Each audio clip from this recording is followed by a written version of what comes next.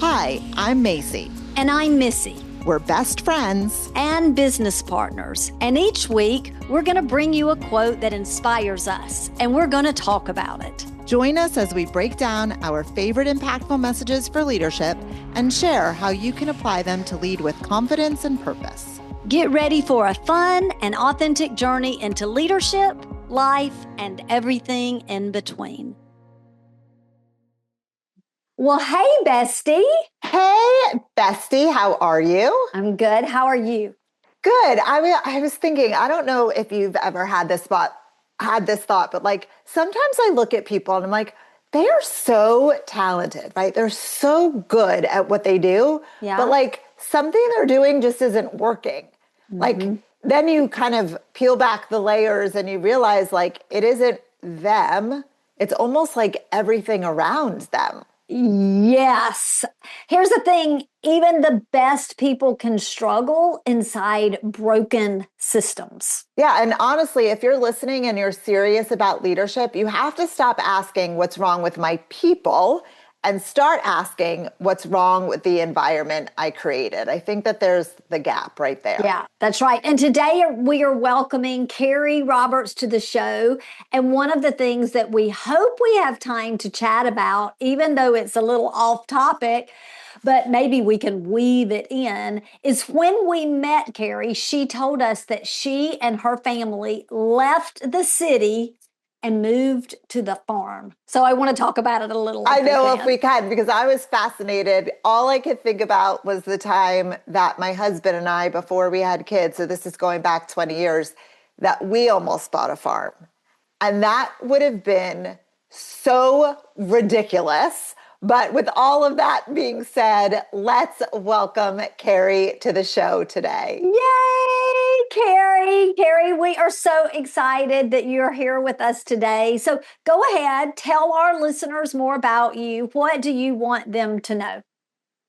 Yeah. So first of all, thanks for having me. I'm so glad to be on the show, and it's been great to get to know you all a little bit better. And I hope we dive in a little deeper today. But I have been in human resources for the past over 20 years and started out in a corporate setting and have worked roles like HR director, chief operating officer, VP of operations. And about 3 years ago, went out on my own, which is when I left the city and bought this farm and started my own business. And so made a lot of life change, but I'm focused primarily on businesses that do not have HR foundations built out. Generally, that ends up being a small to mid-sized business, but it has been so fun. It's a huge impact that I can make on others. And outside of my work, I'm married to a Marine Corps veteran. I've got a teenage son, and I live in rural Northeast Missouri.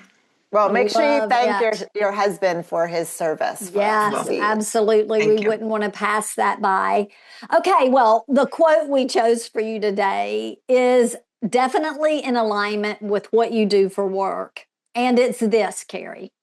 A bad system will beat a good person every time. That was said by W. Edwards Deming. So Kerri and Mayce, let's talk about it. Yeah, let's talk about it. So Kerri, when you hear this quote, I'll say it again, a bad system will beat a good person every time. What comes to mind? There's a couple of different ways you could read into that, I think. So what comes to mind when you hear it, Kerri? What I hear is pretty much what I hear clients kind of complain or come to me about almost every single day is people. You know, they're frustrated at people. How do I motivate these people? How do I get them to care? Why don't they have ownership in their role? It's always about the people and usually kind of geared toward them on a personal level. And usually after asking a few questions, it's pretty easy for me to tell that there isn't a system or clarity of responsibilities or role clarity or expectation setting. It's usually a systems problem. And it's much easier to blame it on the people because that's outside of us, you know, that's outside of my control. But the reality of it is, from a leadership perspective, the first thing we need to do is say, like, have I set this person up for success? Oh. Yeah. So why do you think that leaders kind of default to pointing the finger, to blaming people before kind of stopping and examining those systems? Why do you think that happens? It's easier to say someone else should fix it. And most generally, here's what I hear. Well, when I came on board, I never got this. I wasn't trained. Nobody showed me how to do this. I didn't have access to AI or whatever it is. And so they're deflecting. They're saying, I was able to figure it out. And usually I say something pretty sharp back, like, maybe you're smarter than they are. Yeah. I mean, maybe is that what you're Sure. saying? I don't know. You know what I mean? Like, you need to understand just because you were brought in that way. Maybe you're a magical unicorn. This person is struggling. Would you like to let them struggle, or would you like Yeah. to build the system for them? And that reality, it makes a person's head snap sometimes, but it's the truth. Yeah, it's funny that you talked about this magical unicorn because, like, when I think of the quote, a bad system will beat a good person, like, I want to add a word. A bad system will beat down a good person every time. Like, that's every time I've seen this quote, that's what I think of because I feel like that's true, right? It Like, will we're beat you targeting, down. it wears you out. Like, Yes. we're targeting the person, but like, hello, let's look at the system. So with that in mind, what do you think is the biggest difference then? And this might be a duh. I have some thoughts about this, but I'm curious what you girls think. What's the biggest difference then between a people problem and a systems problem? Good question, Mayce. Yeah, a people problem is personal Okay. and usually something that's going to be much harder to change. We can't Oh, motivate yeah. people. We can Yeah, create the yeah. environment where a person can feel motivated and show up and bring their best, but we cannot motivate another person. We talk about like we can motivate them by money that's short-lived. We can motivate them by connecting them to the purpose. Well, they have to care about the purpose, as much as we do. So on the people side of things, that's personal, that's personality. On the systems side of things, much easier to streamline. That's just a standard operating procedure. It's something that we can map out and something we can get the opinion of others on and separate it from personal opinions, but Yeah. facts and how does this actually work. So it's much easier for us to get on the same side of the table and talk about the process instead of us sitting opposite the table and I talking love about that how each visual. other works. But you know Yeah, what it go ahead. takes? It takes what Macy and I preach, and so many leaders are not open to it. You've got to slow down Yeah. to do that. You've got to slow down and really examine those pieces of what could we do to turn this problem into a system that's efficient and gets the most out of everyone. So you've got to slow down to go fast. And I think Yeah. that is an issue. What were you going to say, Mace? I was going to say, like, the duh part of it, what's the difference between a people problem and a systems problem are the people, right? Sure, Like, that's right. the duh of it. Yeah. But kind of to tie into what Kerri was talking about, people just sometimes have so much emotion and Right. attached even to a system, right? Like, we've worked with people before and we've said, oh, something's wrong with the system. And the person who created the system is like, no, it isn't.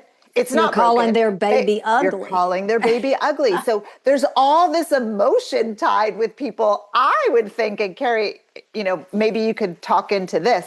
I would think it's easier to fix a systems problem than a people problem because there are no emotions tied to it, or there shouldn't be. Do you have any thoughts about that?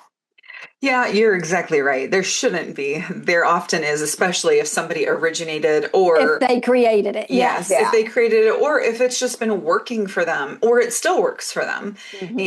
And that part is a little bit harder to get them to pull apart from. Somebody has a new idea and it's attached to a new technology or, something that we're going to have to adopt. And if a person is change resistant, which a lot of people are, Sure. then we've got to bring them along in a different way. So Yeah, I love good. that. How do leaders identify, Kerri, like these, maybe they're even hidden, right? These like hidden systems, things that are going on quietly that are frustrating their good employees, their good team members. Yeah, from an ownership or an executive level, a lot of times we are detached from this information, right? It's what people are doing day to day. And we might hear about a personality conflict. We might see results that aren't being put up on the board, but we don't necessarily see where the exact friction is at. And so you're right, it takes slowing down, whether it's doing an audit or having a town hall or a listening session, let's say an employee satisfaction and engagement survey, or an after action review, a hot wash. There's all kinds of things that we can do around the processes to dig into them. But you have to slow down and take the time to reflect instead of continuing day to day to day, because it will never get better. Yes. Yeah, I also our language. Yeah, I also think, kind of going back to what you girls were talking about before, like sometimes the executive, the owner, they aren't working in the system. They don't have a clue. They don't have a clue. Right. So they may not be able to identify what's frustrating people because they're not kind of working in it. And I love the idea of slowing down and saying to the people like, hey, we worked with a client. He shares the story a lot where he works on a warehouse floor and his guys weren't moving as quick as they needed to. It was a production floor. And he would go around and he would say, like, what can I do? Can I make your life easier? Like, is there anything you need from me?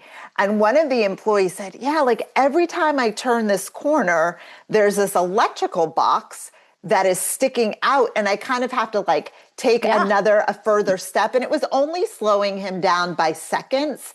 But in their business, seconds matter. That's right. And until he slowed down and asked the question, he wouldn't know that hidden system that was frustrating his employees.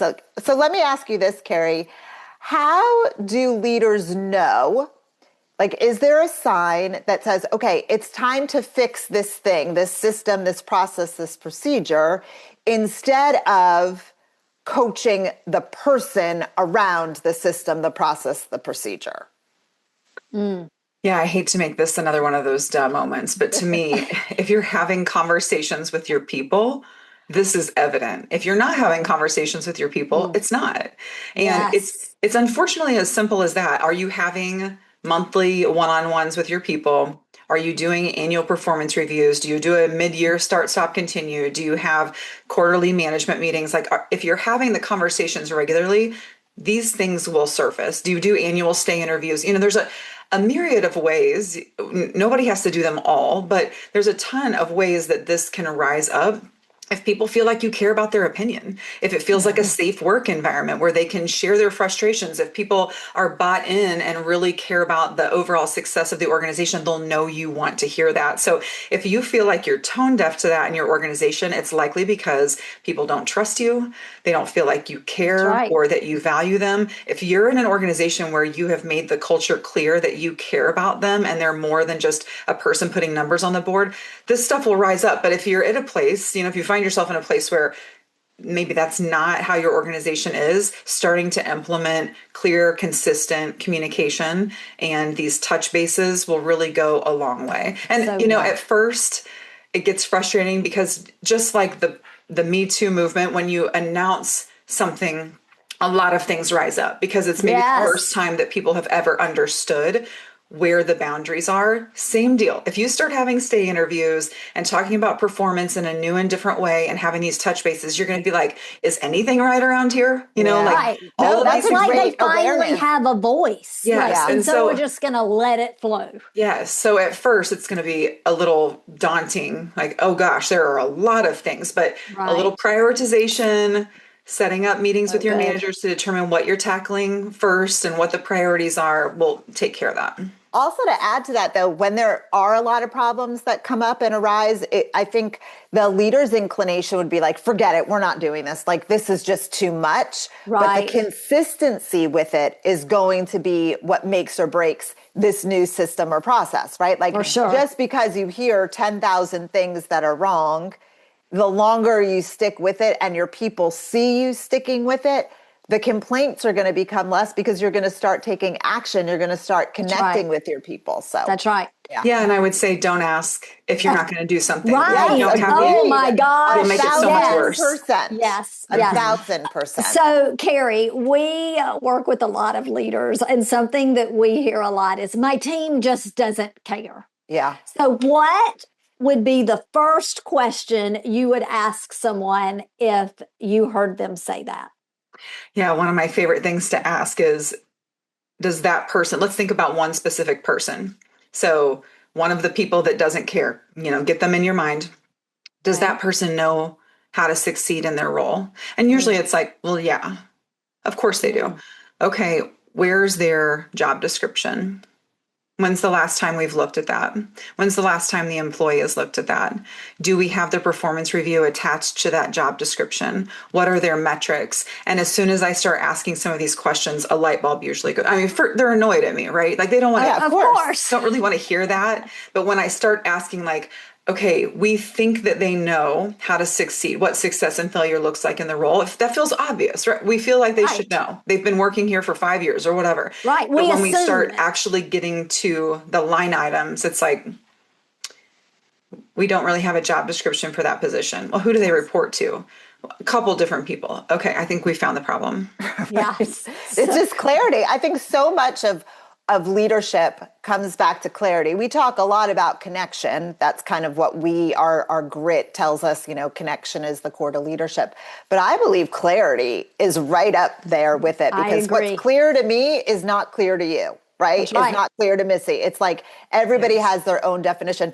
How do you think, Kerri, leaders can get buy-in from their employees when they're starting something, either they're starting something new or they're changing something that already exists? Like, what are some things that are key with that? Yeah, I think it's Maxwell that said people get behind a leader before they get behind a vision. Yes. Yeah. And so really, if you've got trust with your people, or if you're at a trust deficit, that's kind of going to let you know how that initiative is going to sink or swim. That's right. So if you don't have the trust, you're going to be at a deficit to cast the vision and help people understand the why and how you got there and all of the research that you did, and then asking them for their opinions and researching on that and letting them know why you're going to follow their opinion and why they're not. There's a lot that we have to do if we don't have trust inside of our team. If we have trust and our people know that we are for them and that we are intelligent people who care about the business and that we're thoughtful, then it's a lot easier to say, this is the direction that I want to go. Will you try it with me?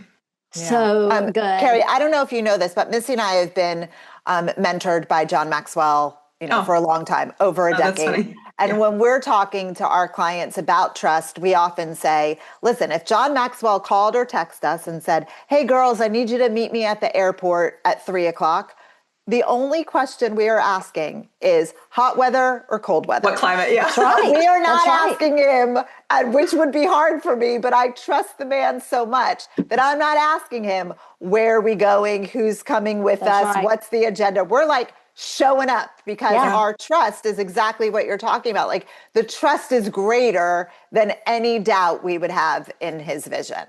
That's right. So we love practicality around here in our teaching, in our lives, and we love to give our listeners something to apply that's practical. So for leaders listening today, what's one system that you would advise they evaluate this week that could have immediate impact on their team? Or maybe a better question would be, how would they know what is that one system they should evaluate? Gosh, there's a couple different directions we could go with this. If they would implement a survey, like an engagement survey, that's a great way to do it. Maybe a little bit more complicated than what we're talking about right here if we're wanting something easy. I would say ask yourself these 3 questions. Does every single role have clear tasks and responsibilities? And if they don't, I would send an email out to your people and say, we're wanting to formalize job descriptions. Will you write down over the course of the next 2 weeks every task that you have per day, per week, per month, per quarter, and send that over to me, and we're going to get this process started. And most leaders stop because it sounds really hard. Like you're a work manager, you're doing the work yourself as well. And so adding something to your plate is too hard, but ask your people to help you. And they might wonder, like, why? So you might explain, like, we haven't done this around here and we think it's very important. It's a shortcoming of ours and we want to help people succeed. It'll help new hires succeed. It's going to help us, we get better in our performance management process, like help them understand the why. So they're not thinking, oh, they want to replace us or whatever it is. If you've got a lack of trust, you need to be clear. But start that process and get some job descriptions going. That's a great first start. And most small to mid-sized businesses I have usually tell me, I've got a couple, maybe not for everyone. I'm like, great, let's start there. Yes. We did that. Remember, Missy, we did that with a client. We had them send us their job description, and then everyone's job description was like 4 or 5 pages. We're like, okay, this is not right. So then we had them take out a highlighter and say, I'm going to keep this, or I'm going to completely get rid of it, or I'm going to delegate this to someone else. So we love that practice, Kerri. Such a great idea. And I think that this is a great transition into our big takeaway for the week. So listeners, if you only take one thing away from this week's episode, let it be this. Listen, great people still need great systems, right? Like, just because you hire talented employees, that's not going to be enough. You have to be clear, your expectations, your communication, how you hold each other accountable, the processes, all of the things that I just mentioned that have clarity will allow people to perform at their best. That's right, Macy. When the same problems keep showing up, it's worth asking, like, is there a system around this that's producing those results? Because improving the environment often improves the people within it. You'll see performance go up. And so, Kerri, wow. Thank you so much for adding value to our listeners today. If they want to stay in touch with you, how can they do that? Yeah, so my company is called Salt and Light Advisors. And so you can find me at saltandlightadvisors.com. And that's after the Bible verse. So it's spelled that way. And then my website is kerrimroberts.com. And I'm also very active on LinkedIn. Fantastic. Love that. We asked this question of all of our guests, Kerri. What is your favorite leadership quote?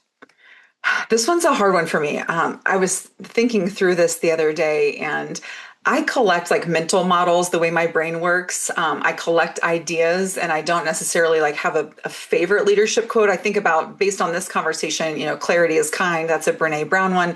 I was thinking about, I was listening to Dave Ramsey speak several years ago, and he said, what got you here is not going to get you there. And that's one that I've talked to leadership teams about a lot. But the one that I say the most is one that has been one of my personal mantras, and that's don't waste the chaos. And the reason why I love that one is because when things get hard in business, usually people want to pull back. If we're pushing our people and people are getting agitated, we want to pull back and make it easier for them. Or we're thinking about implementing a new tech, but it sounds like it's going to be hard. We want to just make it easier for them. And the best thing you can do in a chaotic situation is push through it, because there is something so good on the other side, whether it's clarity on who belongs on your team or not, or, how big you can take this thing. But if you don't push through it, you'll never know. So good. Don't waste the chaos. Yes. Yeah. Do you know who coined that quote? It's the name of my podcast. In 2018, I said it when I was a COO, and I just said it in a board meeting because we were kind of arguing over some discontent in our organization, and they kept saying, you're shaking the snow globe, Kerri, you're shaking the snow globe. And I was irritating people because I was changing things. And I was like, we can either scale back, I'm going to leave if we do, because I'm here to do this, or we cannot waste the chaos. And we had a consultant in the room, and she was like, that's genius. It is genius. I don't know. Maybe somebody else said it, but that's how long I've been saying it. And every time I say it, people are like, oh, Kerri, don't waste the chaos. I love it. Yeah, I love it. Well, we're going to ask our listeners, do you have a favorite leadership quote? Send it our way, and we may spotlight it on a future episode. We'll be back next week with another quote and more leadership insights. And you know what we're going to do? We're going to talk about it. Bye, Thank you so much, Kerri. Bye, bestie. We want to thank you for listening. If you're enjoying this podcast, please show us some love by clicking the 3 dots to download the podcast. Leave us a 5-star rating on your podcast app and talk about it with other leaders to help them find the show from any of the major podcast apps. We'd love for you to follow us on social media too. Mpactful with an M _ messages on Instagram and Mpactful Messages on LinkedIn.